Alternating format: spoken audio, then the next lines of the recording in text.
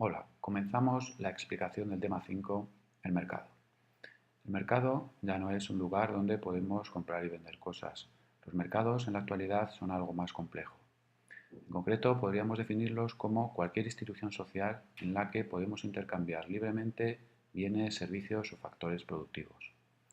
Los elementos básicos que conforman un mercado serían las personas que están dispuestas, personas o instituciones, debemos aclarar, que están dispuestas a poner en ese mercado una serie de productos o servicios y que denominaríamos oferentes, frente a otro tipo de instituciones o personas que desean adquirir esos bienes o servicios. Estaríamos hablando de los demandantes. Ese producto que ponen en el mercado debe tener un valor para que pueda realizarse el intercambio. A ese valor en unidades monetarias lo vamos a denominar el precio. Y por último, también lógicamente deberíamos tener en cuenta ese producto, ese bien, ese servicio, ese factor productivo que conformaría la oferta y la demanda. Comencemos por el estudio de la primera de las fuerzas, la demanda. La podemos definir como la cantidad de un bien, servicio o factor productivo que estaríamos dispuestos a comprar a cambio de un precio determinado.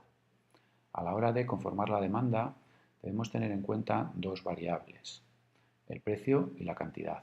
El precio, que ya hemos dicho, que es el valor que tiene el bien o el servicio en el mercado. Y la cantidad sería el número de productos que estamos dispuestos a comprar a cambio de ese precio. Estas dos variables van a alternar o van a funcionar en sentido contrario, ya que a medida que se incremente el precio, estaremos dispuestos a comprar menos cantidad de producto. Y viceversa, cuando el precio es bajo, hay más personas que están dispuestas a comprar ese producto. A la hora de hablar de la demanda debemos tener en cuenta cómo afectan una serie de factores. Estos factores afectan provocando dos tipos de efectos. El efecto sustitución, que sería cuando sube el precio de un bien, lo cambiamos por otro, y el efecto renta. Cuando sube el precio de un bien, si nuestra renta no se ha incrementado, estaremos dispuestos a comprar menos cantidad de producto. Estos dos efectos los podemos ver a través del siguiente esquema. Factores que afectan a la curva de demanda. Dos categorías. Factores que provocan un desplazamiento de la curva y factores que provocan un movimiento dentro de la curva. Los que provocan un desplazamiento serían la renta del consumidor, bienes relacionados, gustos o preferencias y otro tipo de factores. Frente a el único factor que provoca un movimiento dentro de la curva y que sería el precio. Vamos a explicarlo. Factores que provocan el desplazamiento de la curva, es decir, que hacen que se mueva la curva. Por un lado tenemos la renta del consumidor. La renta del consumidor sería todos los ingresos que recibe el consumidor por prestar los factores productivos, es decir, la tierra, el trabajo, el capital y la capacidad empresarial. Cuando hacemos un estudio de la renta, debemos tener en cuenta a su vez dos categorías de bienes, bienes normales e inferiores, bienes de lujo y de primera necesidad. En la primera categoría distingue entre bienes normales e inferiores. Bienes normales son aquellos que cuando se incrementa nuestra renta, aumenta nuestro consumo, por tanto, la curva de demanda se desplazará a la derecha. Debemos tener en cuenta que únicamente aquí cambiamos la renta. El precio permanece constante, es decir, el precio del producto no lo vamos a cambiar. Y en ese caso, si se incrementa la renta y el precio permanece constante, estaremos dispuestos a comprar más productos, es decir, lo normal. Sin embargo, si disminuye nuestra renta, estaríamos dispuestos a comprar menos cantidad de productos. Los bienes inferiores les ocurre lo contrario. Cuando se incrementa nuestra renta, consideramos que son de peor calidad y por tanto dejamos de comprarles. Sin embargo, cuando disminuye nuestra renta, tenemos que volver a comprarles. Esto provocará lógicamente desplazamientos de la curva. Cuando un bien inferior se compra más, evidentemente la curva de demanda se desplaza hacia la derecha. Esto ocurre cuando disminuye nuestra renta. Y al revés, cuando aumenta nuestra renta, la curva de demanda del bien inferior se desplazará hacia la izquierda. Un ejemplo claro de bienes inferiores serían los restaurantes de comida rápida.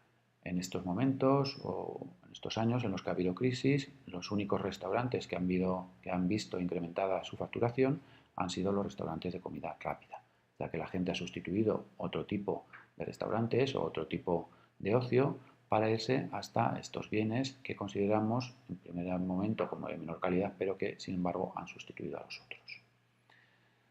Bienes de lujo y bienes de primera necesidad. Habría que incluirles dentro de la categoría de bienes normales, ya que se incrementa su consumo o se desplaza hacia la derecha la curva de demanda cuando se incrementa nuestra renta. Sin embargo, hay una diferencia entre los dos. Cuando hay un incremento de renta y el desplazamiento a la derecha es mayor que proporcional, es decir, es mayor su proporción que el incremento de la renta, entonces hablamos de bienes de lujo. Imaginemos que nos toca la lotería. Rápidamente iríamos a una agencia de viajes para buscarnos nuestro viaje favorito a ese paraíso soñado y en el que hasta ahora no habríamos podido ir. Por lo tanto, nuestro consumo se dispararía de 0 al 100%. Los bienes de primera necesidad sería el caso en el que, por mucho que se incremente nuestra renta, la variación que va a experimentar su consumo, el desplazamiento de la curva de demanda va a ser menor, casi insignificante. Volvemos al caso de la lotería. Si nos toca, evidentemente no vamos a comer mucho más pan ni mucha más leche. Los bienes de primera necesidad satisfacen necesidades primarias, son necesarios para sobrevivir y por tanto nuestro consumo no cambiaría ostensiblemente. Bienes relacionados son aquellos que tienen algún tipo de circunstancia que afecta al consumo de los dos a la vez. Distinguimos bienes complementarios, aquellos que tienen que ser utilizados o consumidos conjuntamente para satisfacer una necesidad, por ejemplo la gasolina y el coche. ¿Qué ocurrirá si cambiamos el precio de la gasolina? Si por ejemplo aumenta el precio de la gasolina y estamos pensando en comprarnos un coche para desplazamientos, empezaremos a hacer cálculos y diremos, bueno, en principio lo utilizo para ir al trabajo o para ir por la ciudad. Si la gasolina está muy cara, me sale más barato únicamente el autobús. Por tanto, decidiremos no comprarlo. Así pues, en los precios, cuando hay un movimiento en el precio de un bien complementario, el otro disminuye su demanda, es decir, hay un desplazamiento de la curva de demanda hacia la izquierda. Y al contrario, si baja el precio. Si baja el precio de la gasolina, más gente estará dispuesta a comprar un coche para sus desplazamientos diarios y por tanto la curva de demanda se desplazará hacia la derecha. Bienes sustitutivos son aquellos que satisfacen la misma necesidad, sin que sean exactamente iguales. Por ejemplo, las gafas y las lentillas. Por ejemplo, los desplazamientos en tren de alta velocidad y el avión. ¿Qué ocurrirá? Pues lógicamente si sube el precio de uno nos iremos hacia ese sustitutivo cercano y por tanto su curva de demanda se desplazará hacia la derecha. Si baja el precio del bien en cuestión, volveremos otra vez a él y el bien sustitutivo desplazará su curva de demanda hacia la izquierda. Luego existen otros factores como pueden ser los gustos o preferencias. Lógicamente, cuando algo nos gusta más, porque está de moda, porque algún prescriptor, alguien que sale en la televisión, al que consideramos que tiene un cierto conocimiento sobre un tema, como puede ser un médico, como puede ser una persona que domina temas, por ejemplo, informáticos, les haremos caso y estaremos dispuestos a comprar ese bien. Por tanto, la curva de demanda se desplazará hacia la derecha.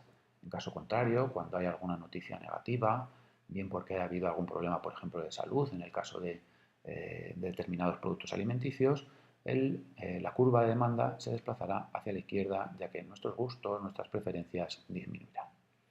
Otros factores, como pueden ser las expectativas de futuro, lo que pensemos que va a ser nuestra renta en el futuro, cambios en la población, condiciones del crédito bancario, a medida que suba el precio del dinero, lógicamente menos personas estarán dispuestas a comprar un bien, ya que el precio de ese producto será más caro si deciden financiarlo. Y por último, en productos estacionales. Cuando llega la Navidad se incrementa el consumo de juguetes, que llega a ser casi el 50 al 60% de todo el consumo anual, de turrones, etc. Y esto provoca lógicamente un desplazamiento hacia la derecha de la curva de demanda de estos productos.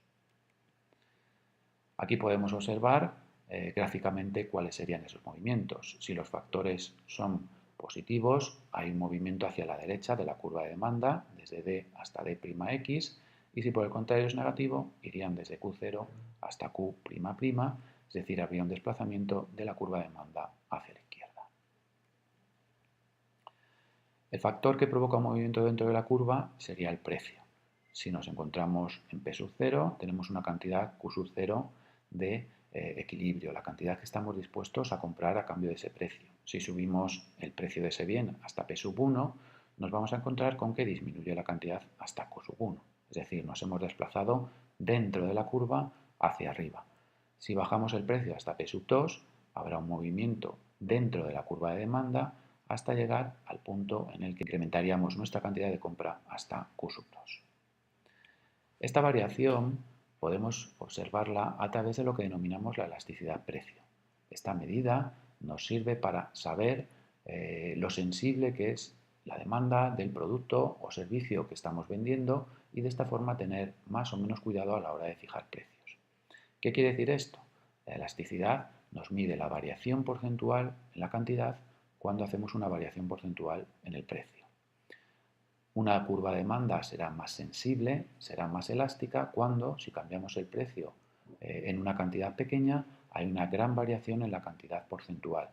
Y por el contrario, será más inelástica o más insensible si por mucho que cambiemos el precio, la variación en la cantidad demandada será menor. Esto ocurre, por ejemplo, con los bienes de primera necesidad. Debemos tener en cuenta que la elasticidad depende de varios factores. Primero, la disponibilidad de sustitutivos. Cuando nosotros tenemos un producto que se puede sustituir fácilmente, los clientes tendrán o serán más sensibles ante un cambio en el precio, por tanto será más elástico.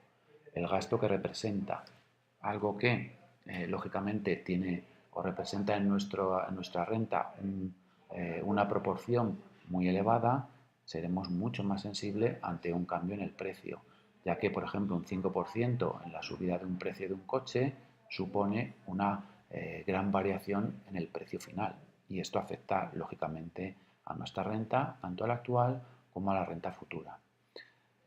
También hablamos entre bienes de primera necesidad o de lujo.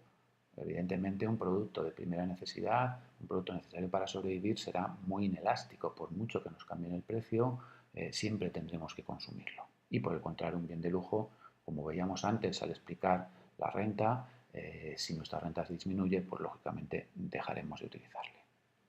Los valores siempre van a ser mayor que cero, ya que utilizaremos el valor absoluto, o bien podemos ponerle un menos delante para que siempre nos aparezca en positivo, porque vamos a calcularlo para bienes normales. En este caso tendremos tres valores, cuando la elasticidad es mayor que 1.